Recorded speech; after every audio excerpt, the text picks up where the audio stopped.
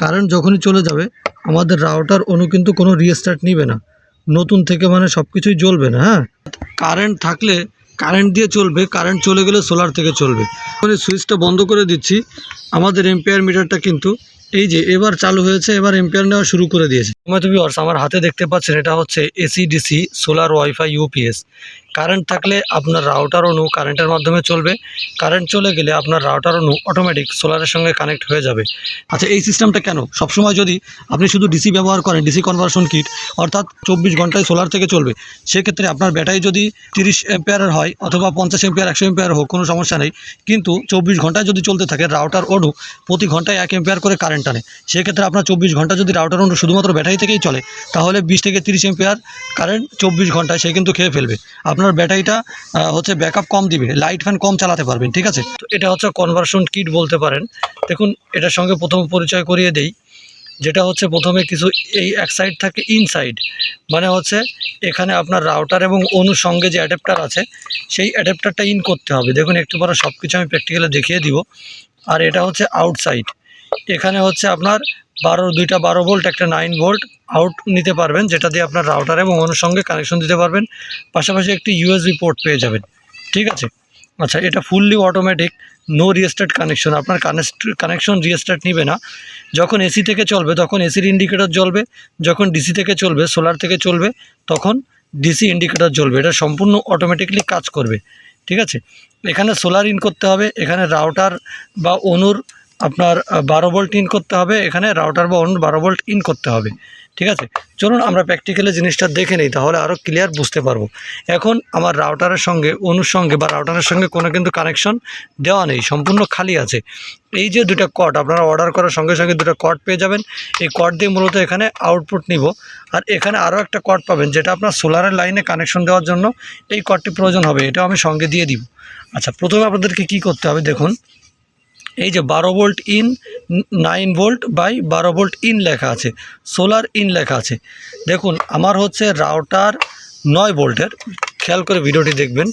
রাউটারটি হচ্ছে 9 ভোল্টের, দেখতে পাচ্ছেন 9 ভোল্ট 0.6 এম্পিয়ার, 600 এম্পিয়ার। ঠিক আছে, মানে হচ্ছে এম্পিয়ারের একটু বেশি। আর অনু হচ্ছে 12 ভোল্টের। এখন আমার কাছে 2টা অ্যাডাপ্টার রয়েছে, একটা 12 ভোল্ট যেটা মার্ক করে রেখেছি, আর একটা হচ্ছে 9 ভোল্ট। বুঝতে পেরেছেন? এখন এখানে ইনপুট দেওয়ার সময় এই জায়গাতে দিব হচ্ছে 12 ভোল্ট। এই দেখুন, এই যে 12 ভোল্ট, এটা হচ্ছে অনুর অ্যাডাপ্টার, আমি ইন করলাম 9/12 ভোল্ট। আমার অনুর রাউটারটা যেহেতু 9 ভোল্ট, 9 ভোল্টের অ্যাডাপ্টারের লাইনটা আমি এখানে ইন করতেছি। এই আমার কারেন্টের লাইন ইন করা শেষ। এখন এই যে রাউটার এবং অনুর যে অ্যাডাপ্টারটা, এটা কিন্তু কারেন্টের সঙ্গে ইন আছে। আচ্ছা, এখন ইন লাইন আমাদের রাউটার এবং অনুর যে অ্যাডাপ্টার, সেটা কিন্তু ইন করা শেষ হলো। এবার আমরা দিব সোলারের লাইনটা।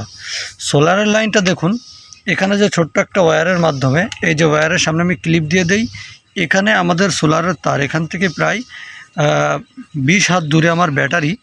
তো অনেকেই বলেন যে ভাই এই প্রোডাক্টটা দূরে চলে কিনা, এই কনভার্সন কিটটা অনেক দূরে যদি নিয়ে যায় চলবে কিনা? অবশ্যই চলবে।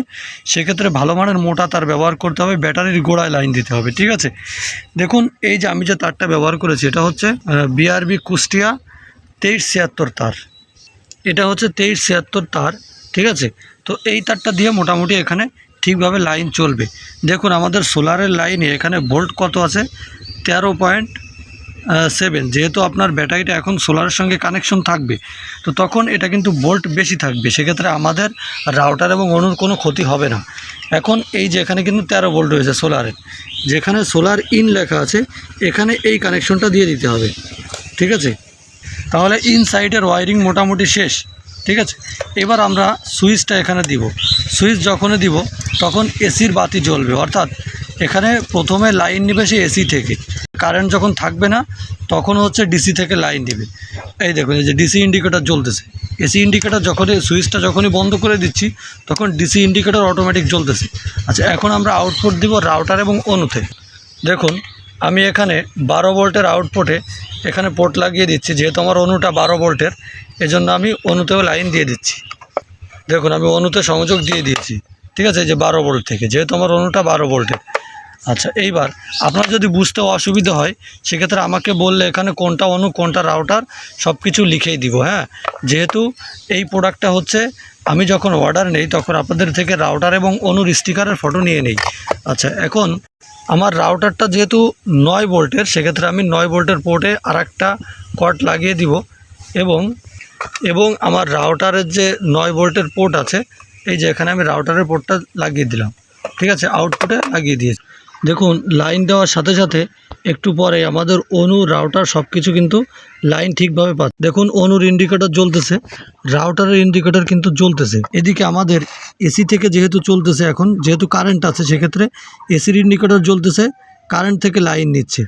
কারেন্ট যখনই চলে যাবে, দেখুন আমি যদি এই সুইচটা বন্ধ করে দিই, কারেন্ট যখনই চলে যাবে আমাদের রাউটার অনু কিন্তু কোনো রিস্টার্ট নিবে না, নতুন থেকে মানে সব কিছুই জ্বলবে না। হ্যাঁ, এই দেখুন যেরকম চালু সেরকম চালুই থাকবে।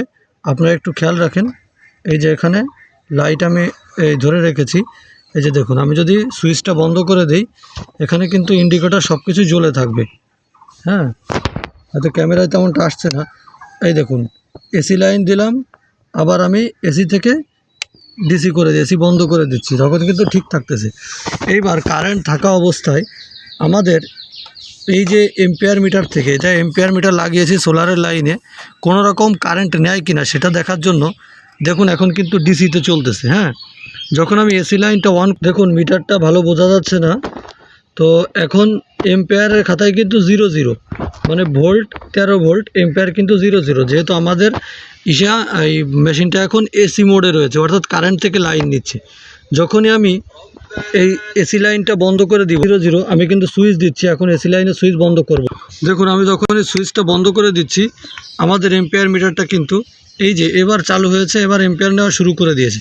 ঠিক আছে, অর্থাৎ সোলার থেকে এখন কিন্তু এম্পিয়ার নিচ্ছে। এখানে আগেই দেখিয়েছি, এখানে ভোল্ট 13 ভোল্ট রয়েছে, এখান থেকে এম্পিয়ার টানতেছে। যখনই এসি আসবে, কারেন্ট আসবে, তখনই এম্পিয়ার নেওয়া কিন্তু বন্ধ করে দিবে। দেখুন এসি লাইনটা আমি যখনই দিচ্ছি তখন এখানে হচ্ছে বন্ধ করে দিচ্ছে লাইন নেওয়া। ঠিক আছে, তো এইভাবে অটোমেটিক সিস্টেমে কিন্তু আপনার ডিভাইসটা কাজ করবে। অর্থাৎ কারেন্ট থাকলে কারেন্ট দিয়ে চলবে, কারেন্ট চলে গেলে সোলার থেকে চলবে। এর সঙ্গে আপনারা কি কি পাবেন? সোলারের লাইনটা ইন করার জন্য এখানে একটা কেবল পেয়ে যাবেন। এটা হচ্ছে 1 গজ লম্বা হবে, আপনাদের বেশি লাগলে সেটা আপনারা কিনে নিতে হবে অথবা আমার থেকেও নিতে পারেন। ঠিক আছে, এটা হচ্ছে 2376 বিআরবির তার।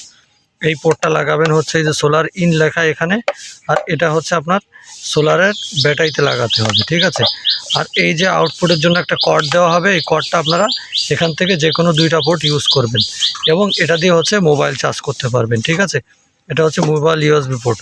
অনেকেই মোবাইল ইউএসবি পোর্ট চায় না, তারপর হচ্ছে বিভিন্নভাবে কাস্টমাইজ করে নিতে চান, তার বেশি লম্বা দিতে হবে। সেক্ষেত্রে আবার কেউ সিসিটিভি ক্যামেরার জন্য 5 ভোল্ট আউটপুট নেবেন, যার জন্যই মূলত দামটা এখানে বলা হয় না, যেহেতু এটা হচ্ছে কাস্টমাইজেশন প্রোডাক্ট, অর্থাৎ এক একজন এক একভাবে কাস্টমাইজ করে প্রোডাক্টটি নিয়ে থাকেন। তো আপনারা অবশ্যই স্ক্রিনে দেওয়া নম্বরে যোগাযোগ করে দামটা আমাকে জেনে নিতে হবে, কিভাবে আপনি কি রাউটার চালাবেন, ভোল্ট কত হবে, এম্পিয়ার কত হবে, তার কতটা দূরে, ইউএসবি পোর্ট নেবেন কিনা, সব কিছুই মিলে কিন্তু এটার দাম নির্ধারণ করা হবে। তো অবশ্যই একটু কষ্ট করে আমাকে হোয়াটসঅ্যাপে মেসেজ দিয়ে দামটা জেনে নেবেন। ধন্যবাদ সবাইকে ভিডিওটি দেখার জন্য।